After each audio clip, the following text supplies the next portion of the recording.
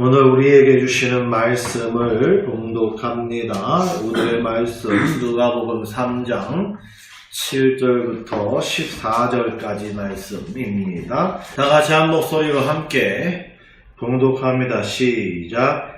요한이 세례 받으러 나오는 무리에게 이르되 독사의 자식들아, 누가 너희에게 일러 장차 올 진노를 피하라 하더냐. 그러므로 회개에 합당한 열매를 맺고 속으로 아브라함이 우리 조상이라 말하지 마라. 내가 너희에게 이르노니 하나님이 능히 이 돌들로도 아브라함의 자손이 되게 하시리라. 이미 도끼가 나무 뿌리에 놓였으니 좋은 열매 맺지 아니하는 나무마다 찍혀 불에 던져지리라.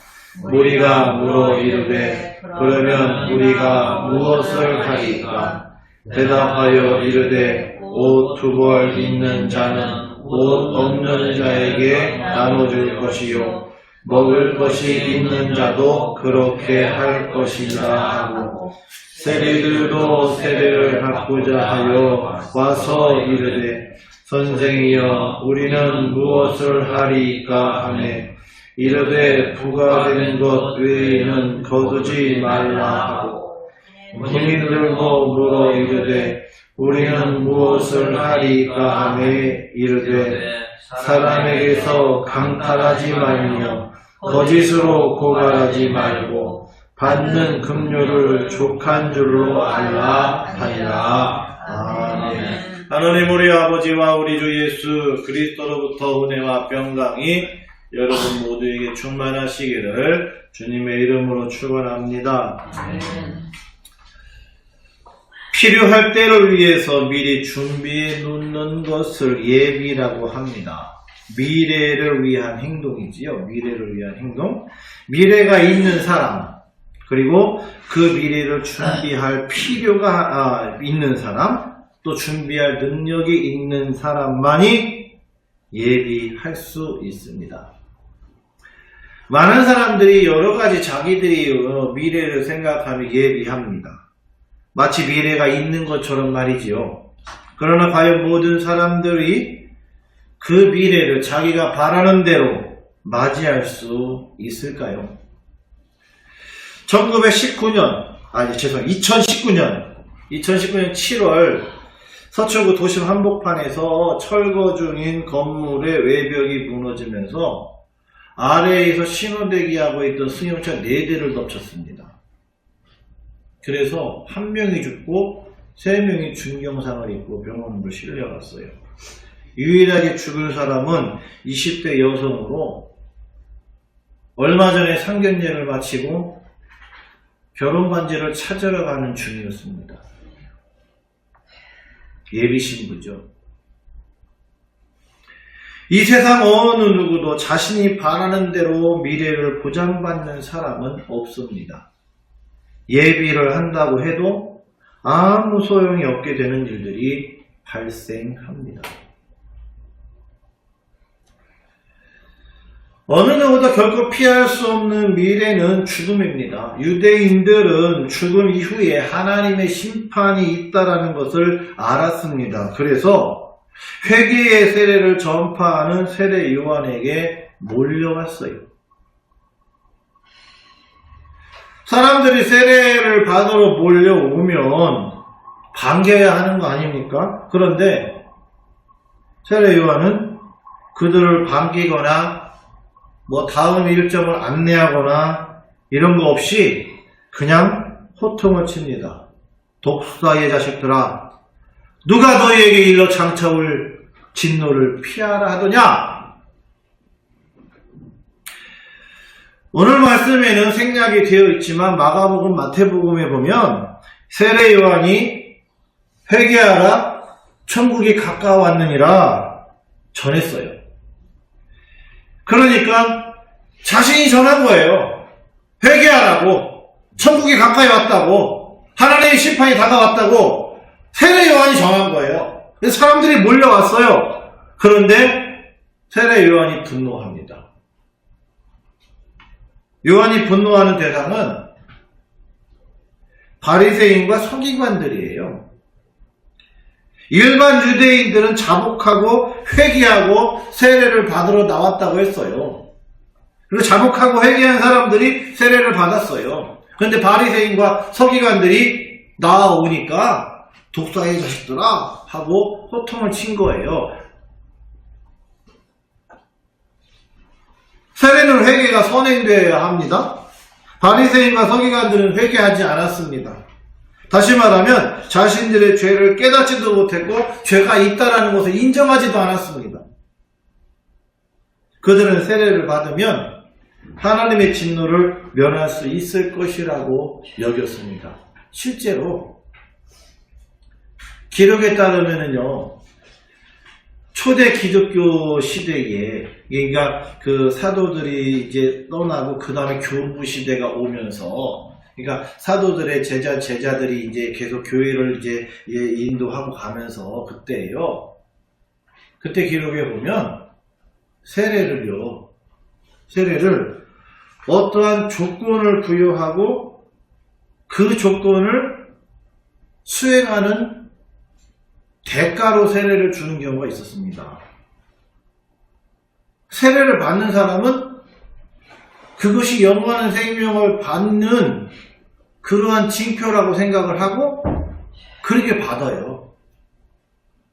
그러면 그들이 하는 회개가 참다한 회개일까요?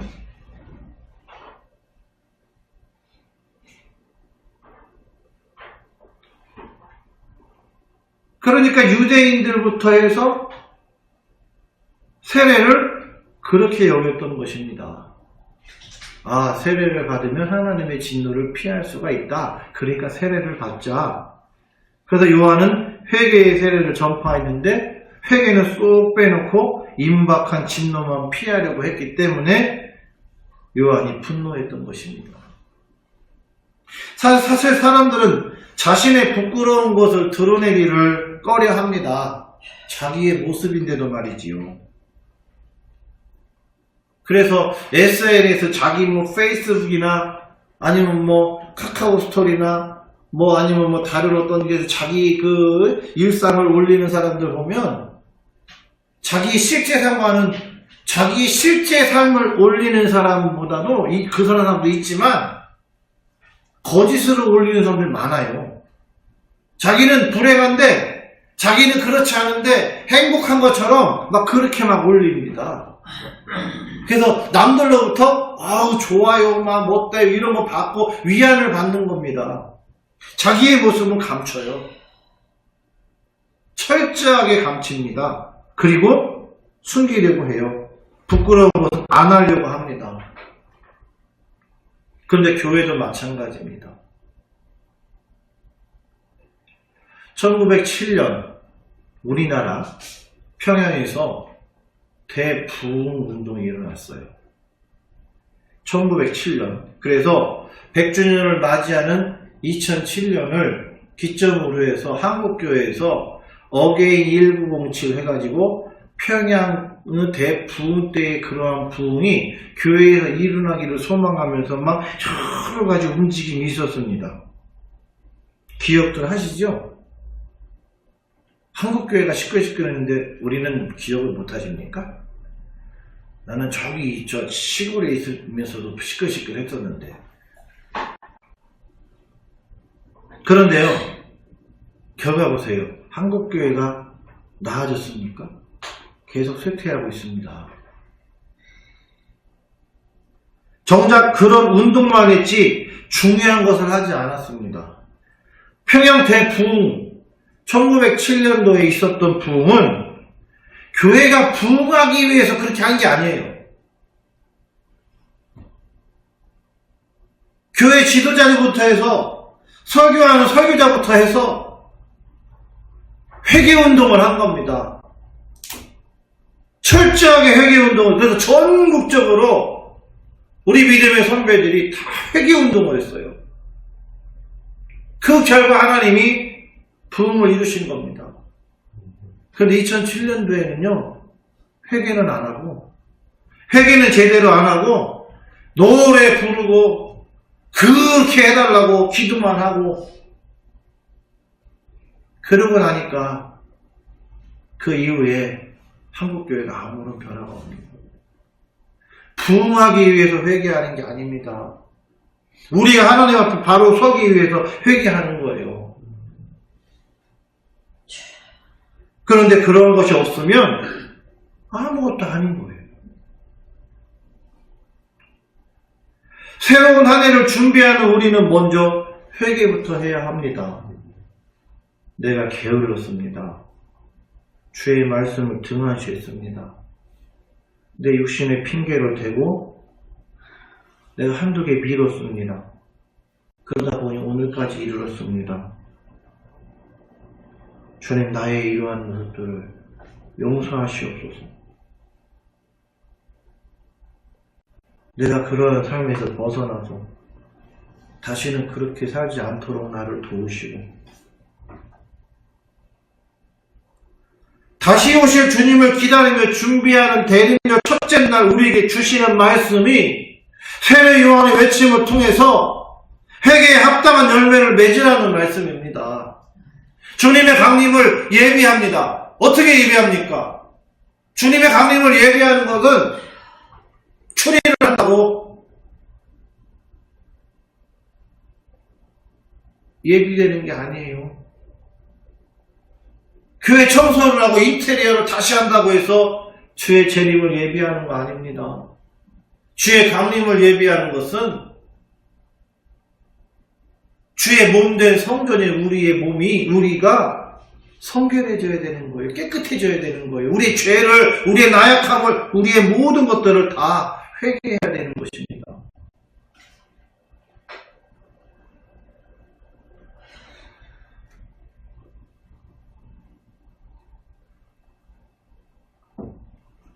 영화배우 차승원 씨와 유해진 씨가 같이 하루 3끼 이렇게 밥을 같이 해먹는 그러한 프로그램이 있었지요. 최근에도 아주 짧게 했습니다. 제가 요리를 좀 좋아하고 그러니까 이제는 보는 걸 좋아하는데 하는 것보다 보는 걸 좋아하는데 보다 보니까 이제 보게 됐는데 얼마 전에도 짧게 방영을 하고 그리고 이제 마지막 방송을 하면서 실내에서 요리하며 인터뷰를 하는 것을 보았습니다. 메뉴를 정합니다. 미리 정한 것도 아닌 그냥 현장에서 바로 정합니다. 이제 차승원 씨하고 유해진 씨하고 얘기하면서 정해요. 그래서 차승원 씨가 메뉴를 딱 정했습니다. 근데 메뉴를 정하고 났는데 사실 그것을 방송을 준비하는 스태프들이요. 그 전에 준비를 해놨는데 메뉴를 어떤 걸 할지 모르니까 하여튼 온갖 재료들을 다 준비해놨어요. 온갖 재료들, 기본적인 어떤 야채들도 다 준비해놓고 그리고 하여튼 냉장고를 열어보니까 고기는 다 들어있어요. 거기 안에 종류별로 다 준비해놨어요. 어떤 걸 할지 모르니까. 그러니까 사실 차승원 씨나 유해진 씨가 뭘 준비할 필요가 없이 그냥 갖다 꺼내다가 놓고 썰기만 하면 되는 거예요. 그리고 양파도 갖다 놓고 썰고 뭐도 갖다 놓고 썰고 막 썰으니까 옆에서 PD가 물어요. 뭐라고 보냐면 아니 여기서는 이렇게 금방 끝나는데 준비가 왜 현장에서 이렇게 오래 걸리느냐. 근데 유해진 씨가 옆에서 그럽니다. 현장에서는 밭에 가서 뽑아야 되고 다듬어야 되고 씻고 다지고 이런 과정들이 껍질도 벗기고 막 이래야 되니까 이런 것들이 너무나 시간이 오래 걸리지 않느냐. 여기는 스태프들이 다 해놨으니 갖다 쓰기만 하면 되는 거 아니냐. 그렇게 맞는 말입니다. 오늘 7절 말씀에 회개에 합당한 열매를 맺으라 했습니다. 그렇지 않으면 독사의 자식들과 같다는 말입니다. 회개에 합당한 열매를 맺지 않으면 바리새인이나 서기관들과 다를 게 뭐가 있습니까? 그럼 우리도 독사의 자식들이 되는 거지요. 요리할 재료 손질을 하지 않고 요리할 수 없듯이 회개에 합당한 열매도 없이 하나님의 진노를 피하려고 다른 수단과 방법만 얻을 수 없다는 말입니다. 성경은 회개에 합당한 열매를 맺지 않으면 불에 던져지게 된다고 경고합니다. 그래서 사람들이 무엇을 하면 되느냐고 물었습니다. 그들은 바리새인과 서기관들이 아닙니다. 자복하고 회개한 자들입니다. 세례 요한은 두 벌 옷 있는 자는 없는 자에게 나눠줄 것이고 먹을 것 있는 자도 그렇게 할 것이라고 했습니다. 이 말씀 문자 그대로 보시면 잘못 이해하는 겁니다. 먹는 것과 입는 것은 사람이 사는데 가장 기본적인 것이지요.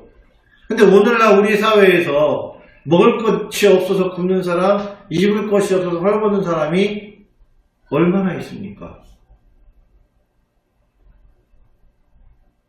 심지어는 시골에서도 굶어 죽을까봐 그냥 교회도 안 나오고 전혀 한 번도 본 적이 없는 사람인데도 쌀 갖다 놔요. 먹고 살으라고. 자기가 숨어서 살지 않는 이상은 사람들이 그냥 서로 이렇게 도시가 더 각박하다고 하지만 그래도 보세요. 독거노인들 지자체에서 다 반찬 나와요. 쌀 갖다 줘요. 형편에 따라서 돈을 좀 내고 사야 되는 경우도 있지만 말이죠. 그럼 오늘날 사람들에게 기본적으로 충족되지 못하는 게 무엇일까요? 이것은 직업이나 세대나 가정 상황이나 개인에 따라서 다 다르지요. 우리 또한, 나 자신 또한 상황이 다릅니다. 그런데 분명한 것은 뭐냐면 내가 나눌 수 있는 것을 나누라고 그랬어요. 내가 두 버릇이 없으면 못 나누는 거 아닙니까? 내가 나눌 수 있는 것으로 나누라는 겁니다.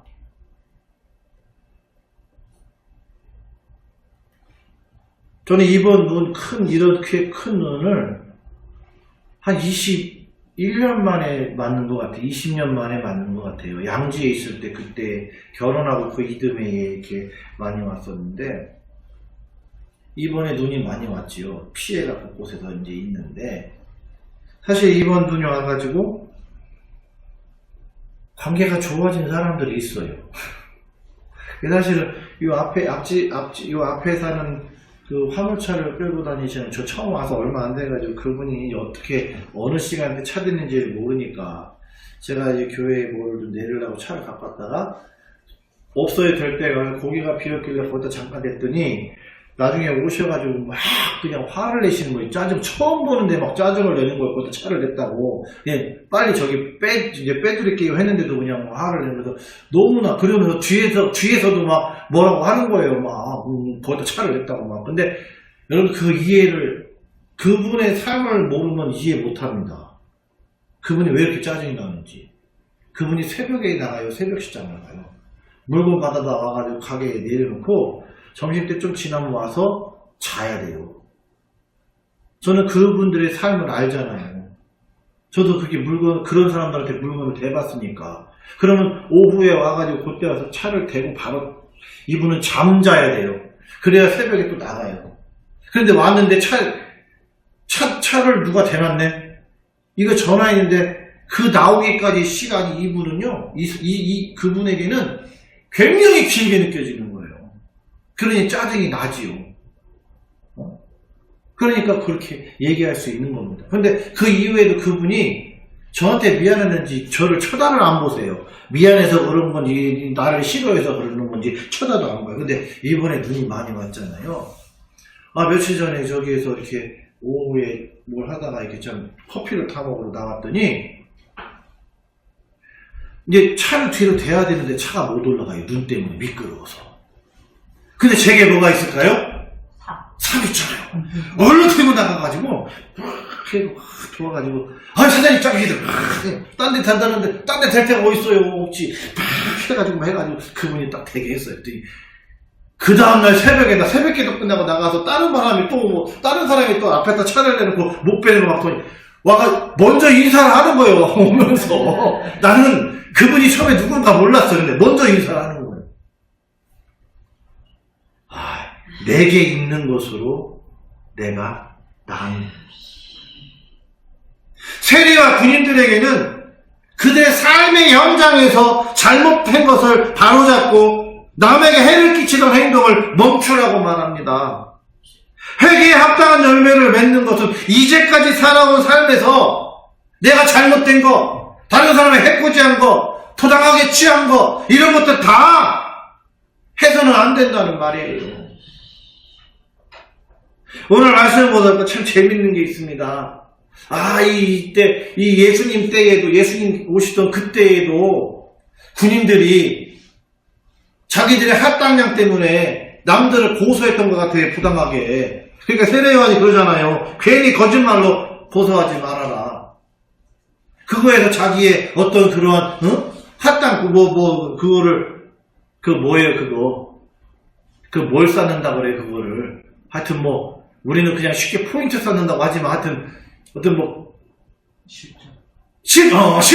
실적을 쌓아가지고 막 진급을 하고 어디 좋은 데 가고 이렇게 하는 거, 그거 하지 말라는 거예요. 근데 군인만 그래요? 저는 그런 공무원 봤어요.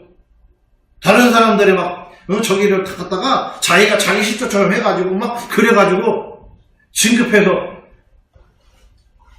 그런 집사 봤다니까요, 그런 집사. 그래, 얼마나 그런 것들이 우리의 삶 속에서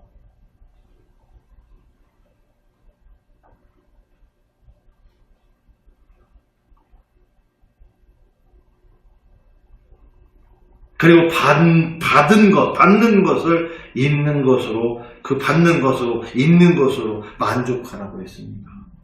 이것이 주님을 예비하는 자의 삶입니다. 주님이 오실 것을 예비한다는 것은 나의 잘못된 삶의 패턴을 바로잡고 남에게 해를 끼치던 행동을 멈추고 받은 것을 족한 줄로 여기는 것부터 시작합니다. 그리고 내게 있는 것을 나누는 것. 내가 나눌 수 있는 것을 나누라 하시는 거예요. 나에게는 있는데 그 사람에게 없는 것. 나는 누리는데 그 사람은 누리지 못하는 것을 누리도록 하는 것입니다. 그게 회개에 합당한 삶이에요. 우리는 예수 안에서 평안을 누리고 하나님의 자녀가 되어서 영원한 생명을 얻고 누리게 되었는데 그것을 알지 못하고 누리지 못하는 사람들을 향해 우리가 그 영혼들을 불쌍히 여기고 그들에게 복음을 나누는 것, 주의 사랑을 나누는 것이 그것이 곧 회개에 합당한 삶이에요. 회개하고 회개에 합당한 그런 열매를 맺음으로 다시 오실 주님을 예비하는 저와 여러분 되시기를 주님의 이름으로 축원합니다.